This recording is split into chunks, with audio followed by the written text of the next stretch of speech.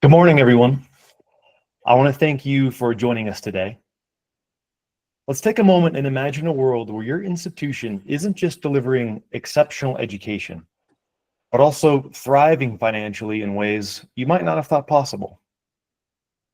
Imagine in this world where you're not solely sustained by those traditional funding models, but instead you've locked entirely new revenue streams that directly support your core mission. We're talking about a future where you can expand your reach, invest in cutting-edge programs, and provide even greater value to your community, all while ensuring long-term financial sustainability. Today, we're going to explore just that. And with the right strategies and the right tools, this vision isn't just a vision. This isn't just a dream. It's an achievable reality. We'll delve into how we can help you grow and diversify your revenue, all while staying true to your commitment to your students and lifelong learning. Specifically, we're going to explore why higher education is increasingly recognizing the need for these e-commerce solutions. We're going to introduce you to our great friends at Red Van and Iowa State so they can share how they're leveraging these tools to really unlock significant growth, create new opportunities, and diversify their revenue streams. We'll also showcase how Commerce Cloud and its intelligent agents dramatically increase conversions and boost overall productivity. So these are going to be real-world examples, and we're really excited to talk with you about it today. But before we dive in, please remember Salesforce is a publicly traded company, and so make any decisions based upon product that's available today. And I don't think we're going to be diving into the roadmap very much, but if we do, please keep this forward-looking statement in mind. And by way of introduction, I'm Brett Dellis, your digital AE here at Salesforce. I'm joined by my awesome solutions engineer, Chad Tompkins. But the real stars of the show today are Red Van and Iowa State, who are going to showcase exactly how they're going to make all this happen. So Juan, why don't you take it away? Hi, everyone. I'm Juan Ponce. I'm one of the founding partners at Red Van Workshop. We are a Salesforce systems integrator who specialize in commerce. We've been operating in the space for 13 years or so and have a traditional background in retail consumer goods, supporting sites like Patagonia, TaylorMade, Samsonite, etc. Recently, we've been working more and more with partners in the higher education and institutional spaces, and we're here to talk about one of those partnerships today, which is the Salesforce Commerce Cloud project on Iowa State University. And with that, I'd like to introduce Rachel. Thanks, Juan. My name is Rachel Tendall. I work for Iowa State University Extension and Outreach. I am the manager of e-commerce marketing. I've had the privilege of working for Extension and Outreach for about 8.5 years, but I would tell you 5 to 5.5 of those years, I've been solely dedicated in this e-commerce space and pretty relentlessly from conception of this idea of this project to almost launch now, relentlessly working on this project. I do need to note before I go any further that I cannot endorse the use of Salesforce or Red Van on behalf of Iowa State University, but I can speak to my experience of working with both, why I chose to work with both, why our team chose to work with both, and a little bit more about why we think anything in e-commerce is a really important tool right now for higher ed. So before we get into the details of the project that we took on together, let's talk about some industry trends. There's been a 15% decline in university enrollment since 2010. This 15% includes a drop-off of more than 350,000 students during the first year of the pandemic alone, and contributes there to being nearly 3 million fewer students than there were at the start of the last decade. What's more, there's a further 15% decline in enrollment coming, projected over the next 15 years, according to the National Center for Education. Rachel, you're obviously closer to this than I am. Any additional context to add to these headlines? Yeah, if you've been in higher ed for a little bit, you have heard of this year for a while now. This is the ever-looming enrollment cliff that we've all been talking about. For those who don't know what that is referring to the 2008 recession, and those children that were born in 2008 are now coming into higher ed. And over the next 15 years, we're anticipating at least a 15% dip That is a really big hit for any industry over a short time frame. But on top of that, we're potentially seeing impacts in terms of high school graduates now too. So the Western Interstate Commission on Higher Ed recently released a study potentially suggesting up to a 13% decline in high school graduates as well. So we're talking a really big margin of change in a really short time frame of about 15 years, and trying to come up with ways that we can be creative and help sustain our programming as we navigate this change is really important to us. Great. So higher ed institutions are facing real financial pressure. We saw on the previous slide, enrollment is declining, and traditional funding sources, especially from the government, are becoming less reliable. Schools and institutions are turning to commerce to generate new revenue opportunities, whether that's through digital learning, merchandise, or donations. We see three core use cases for commerce in higher ed: taking a class, making a donation, and buying a book or some sort of other physical good. Each of these represents a different revenue stream, and each benefits from modern, seamless commerce experience. Can you tell us more about the Iowa State Extension and Outreach and how your extension store modernization project came about, Rachel? Yes. So as I mentioned, I've been at this project for 5 to 5.5 years, somewhere in there. And when I first started focusing on this project, the focus was specifically for the extension store, which is the commerce experience. It's the department I'm housed in. It's the commerce experience, the distribution experience that we offer to deliver things like e-courses, publications, software, variable products like apparel and promotional products. We had a lot of questions and concerns related to just updating our own system. We have a homegrown system, and obviously with all these wide variety of features and products that we offer, there's a lot of unique integrations that we currently have built in place. A little bit of background really fast on extension. We are a land-grant institution. So Iowa State University is the land-grant institution of the state of Iowa. Every state has a land-grant institution.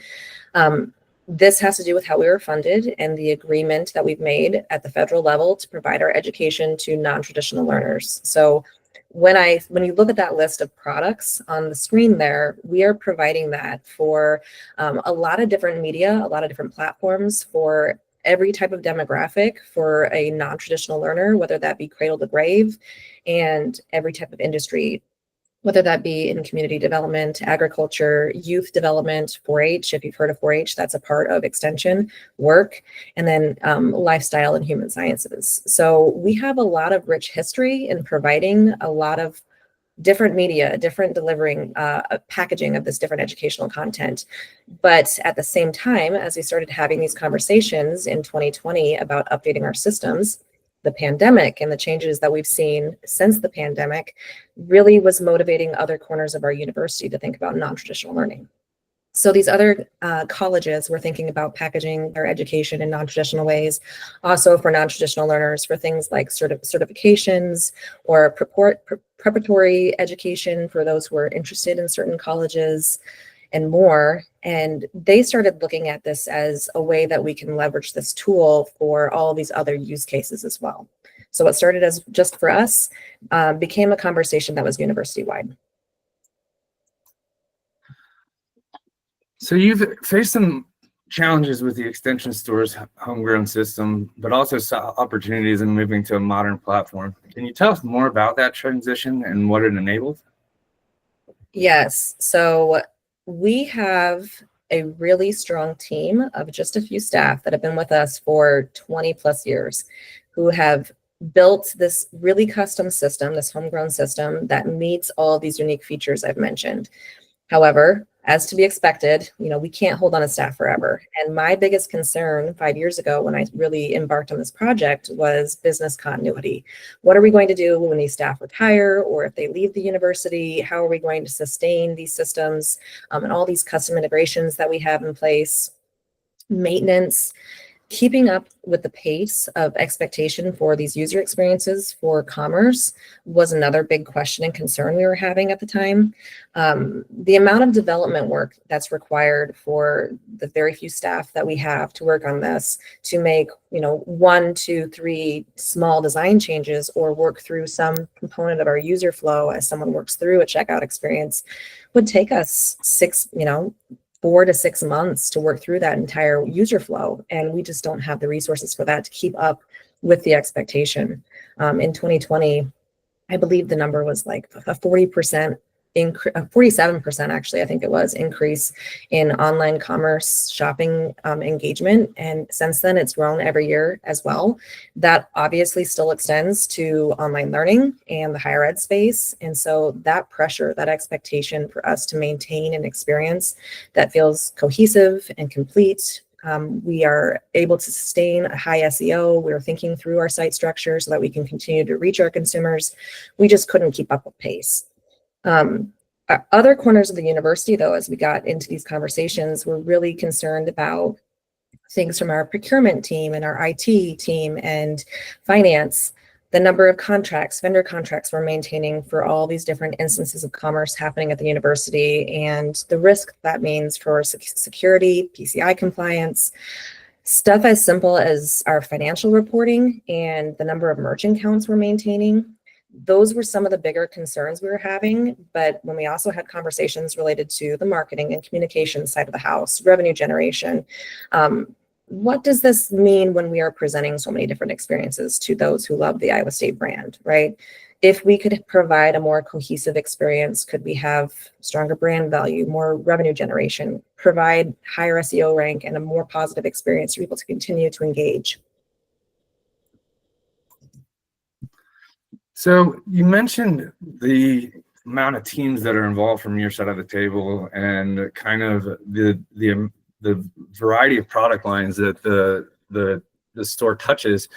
Was the RFP process challenging, and can it be really helpful for clarifying needs and finding the right partner? It's not always straightforward, and I know in the university ecosystem, there may be situations where teams are siloed or have competing interests, and this is a major project for the ISU team. How did you go about getting buy-in and actually getting through the RFP process?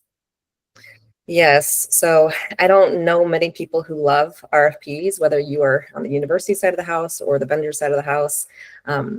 It can be a long process, and for the size of this project and the number of other contracts we had on campus, I would tell you this process of just getting to the point of releasing the RFP took me and our team probably about 8 months of conversation, making sure that we're considering all the unique features and requirements others need. It was a journey. But again, as I mentioned these features, we have things like bulk enrollment for our e-courses for those who might be like a corporate partner or sponsor that want to engage with bulk enrollment for an e-course. Or we have a county office in every single county in the state of Iowa that provides education and outreach. They have more of a B2B model for how they engage with us. So the financial implications of those needs are a little bit different than the B2C model. As we started thinking through all of this and we finally released this massive RFP for us to be able to scale, we had 9 applicants. And I would tell you, really, probably 4 of those met those baseline requirements, but 2 to 3 of those truly met those without really unique solutions to meet those minimum requirements. And obviously, with all these unique features, the fewer unique, unusual solutions we have, the better for sustainability, for business continuity long-term.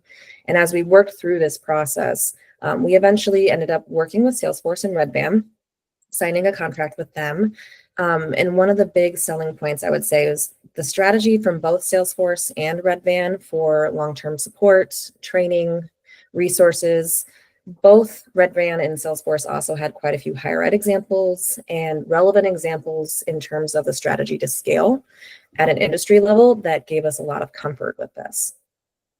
Well, we really appreciate the decision that you ended up going with, and let's talk a little bit about what we're building together now. So Salesforce Commerce Cloud is the implementation platform from Salesforce that we're leveraging to build out the new extension store. Can you share how things are coming together so far and what your plans look like going forward? Yes. So this is the slide I'm most excited about. We're launching, as I mentioned before, within the next few weeks and cannot wait to get to that point of launch. It's been a 5-year journey. It's been a labor of love. One of the things that I am most appreciative of and really excited about is the strategy outlined on this page for how we will scale this to other groups across the university. So as we look at that diagram, the top Shop Iowa State landing page refers to an entry point that would explain the commerce experience for anyone who's searching from like a generic web search of things related to Shop Iowa State, Commerce Iowa State, Store Iowa State. And as they enter this experience, they can reach all these different commerce experiences at the university. However, any one of those boxes in blue would be what would feel like a Salesforce Commerce Cloud storefront. The extension store is the site that we are working on right now, and we're having conversations with other units to talk about prioritization of what comes next. We've identified 20 or more different units that would be a really good fit for their own commerce experience here in this space. And of those 20 units, there's a minimum of $50.5 million annually that we're processing in revenue. But if we create an environment that is encouraging cross navigation between these other storefronts, you'll see those arrows between those blue boxes. Red Van had a really interesting strategy and has really good examples of clients that are navigating between these different storefronts in brand experiences, but it allows them to build a common shopping cart and a common My Account experience. So this would mean fewer transactions, but higher value transactions and more encouragement to cross sell. So I'm personally very excited about that part of this conversation and this story. And I think, Rachel, that's really where, our collaboration really aligned with the Commerce Cloud platform.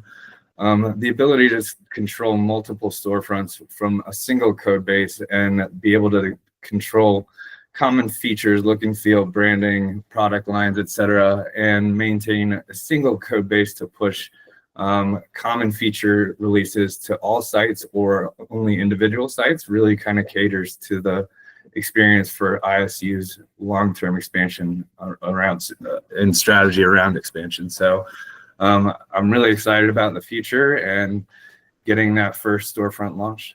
But I digress. Go ahead.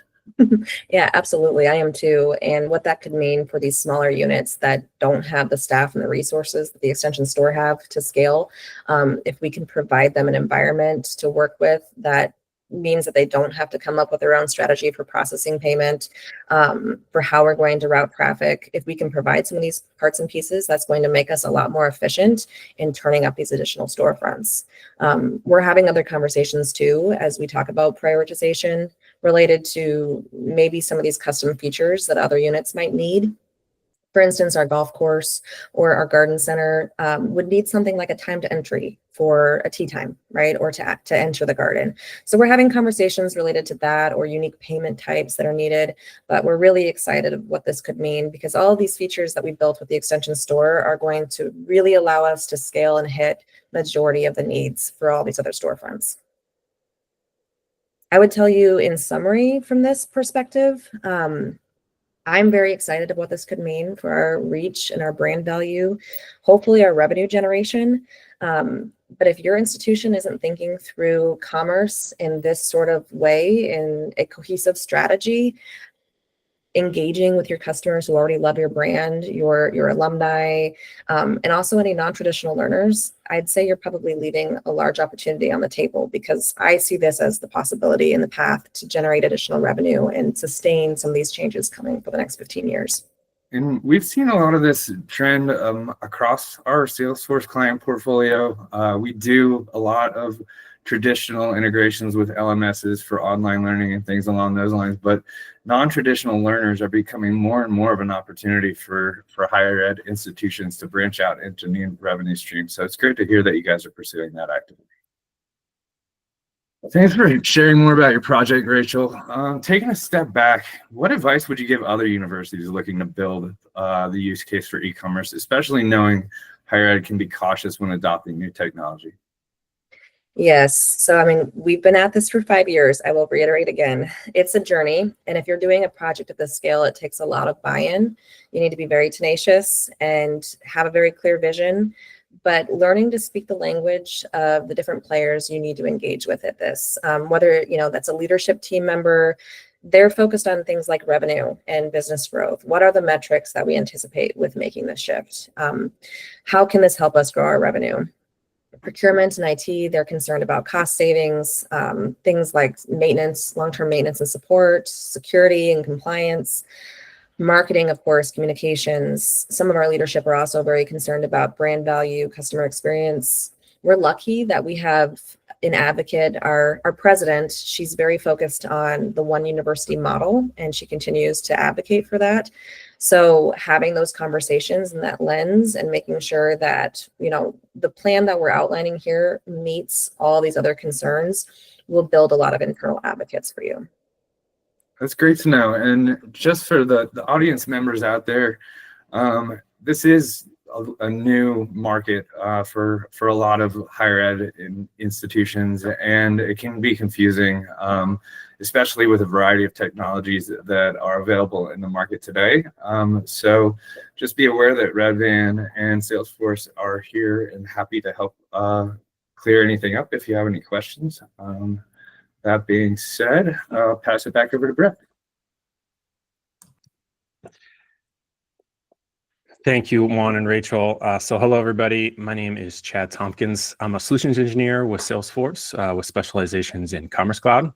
I've had the privilege to get a walk alongside Iowa State and Red Van through this journey. And one constant that I have really loved has been that mindset that both parties have had throughout around creating this unified transformational experience. Rachel mentioned it a couple of times there, like that one university experience, not just for constituents, but also for their staff. So in the spirit of transformational experiences, I'm going to help bring our time to a close here by talking briefly about agents and their exciting future that they're creating within Salesforce Commerce.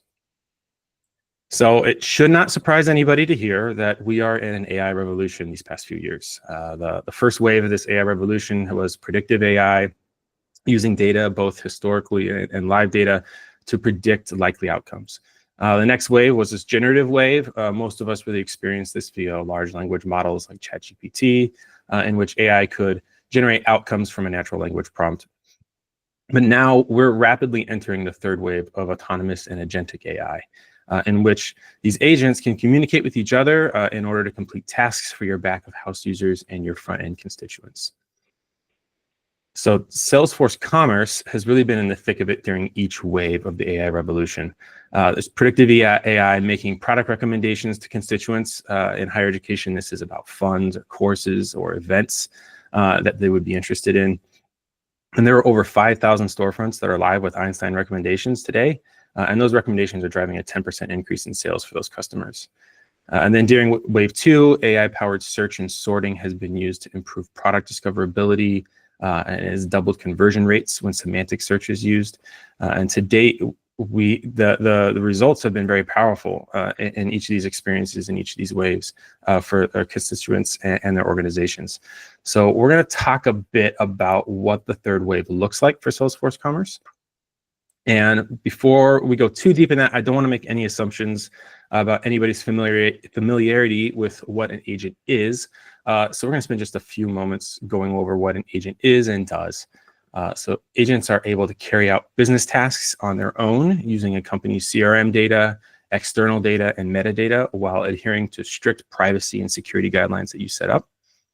They can also seamlessly escalate complex, high-priority tasks to humans, so you keep humans in the loop. And customers can customize these agents for your own business and workflows. So these are the 5 key tenets of an agent. There's the role that defines the agent's purpose on your team. The knowledge is the data that the agent needs access to in order to be successful. And the actions are the goals that an agent can fulfill. And then the guardrails are going to be these guidelines that an agent can operate under. So things like data that they cannot access or the goals that they cannot fulfill are also included in this. And then finally, the channel is the application where an agent gets work done. So we're going to talk specifically about what agents can do in the commerce channel. And this is recognized across all industries that commerce is a key role player in this new world, both as a data generator to elevate and improve experiences for your back-of-house staff and your constituents, but also as an engagement layer for all who wish to engage with your organizations so you can bring that one university experience to life. There are a couple out-of-the-box agents for commerce today that we're going to talk about. So a merchant agent works alongside your staff to automatically generate product descriptions, whether that be for a fund, course, or an event, using your organization's data and voice to write that. As well as it can help with promotions tailored to each individual constituent and really help you build beautiful, engaging storefronts. Additionally, merchants can take advantage of conversational insights and trend identification that are tied to inventory and product performance and segmentation as well to really personalize that for your constituents. A buyer and a shopper agent, those are going to serve similar functions depending on the type of journey you wish to curate. But these agents are going to provide customers with a digital concierge that offers personalized shopping assistance. So learning from their behavior for natural, seamless interactions. They can assist your constituents with tasks like finding certain funds, courses, or events, checking on the status of a gift or a registration, all through natural language, either live on site through a chat feature or even through messaging apps as well. And as we discussed earlier, these agents use all the data that you put at its fingertips that is either native to Salesforce or comes from third-party sources.